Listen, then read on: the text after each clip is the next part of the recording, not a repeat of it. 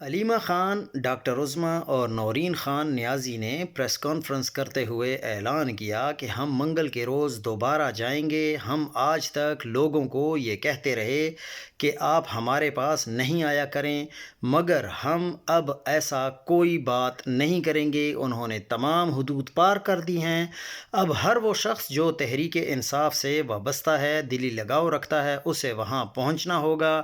منگل کے دن ہم وہاں جا کر بیٹھیں گے، خواہ دن بھر بیٹھنا پڑے، مگر جب تک ہمیں عمران خان سے ملاقات نہ کروا دی جائے ہم وہاں سے نہیں اٹھیں گے۔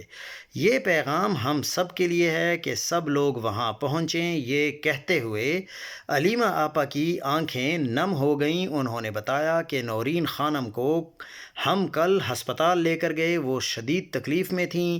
نورین خان نیازی نے کہا کہ میرے ساتھ جو کچھ ہوا میں اسے برداشت کر چکی ہوں، مگر میرا بھائی جسے اذیت سے گزارا جا رہا ہے اس کا ہمیں ادراک تک نہیں۔ آپ سب اسی کے نام پر ٹکٹ لے کر آئے ہیں، اب سب کو وہاں پہنچنا ہوگا۔ شاہد خٹک اور مینا خان آفریدی نے پریس کانفرنس سے خطاب کرتے ہوئے کہا کہ آج تک ہمیں علیمہ خانم روکتی رہیں کہ ہمیں یہاں نہیں آنا چاہیے اور ہمیں کہتی رہیں کہ واپس چلے جائیں، مگر اب ہم کھلے دل اور ثابت قدمی کے ساتھ ان کی کوئی بات نہیں مانیں گے اور منگل کے دن اپنی پوری قوت اور تمام عوام کے ساتھ وہاں پہنچیں گے۔ علیمہ خانم نے تمام کارکنان اور اہل وفا کو پیغام دیا کہ وہ اڈیالہ کے باہر پہنچیں اور وہاں اپنی موجودگی سے اس امر کو ثابت کریں کہ وہ عمران خان کے ساتھ کھڑے ہیں۔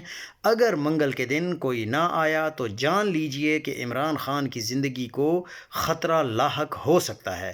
انہوں نے کہا کہ مجھے ان پر بالکل بھروسہ نہیں ہے، ان پر ہرگز بھروسہ نہیں کیا جا سکتا، مگر جب تک سانس باقی ہے میں اپنے بھائی کے لیے ڈٹی رہوں گی۔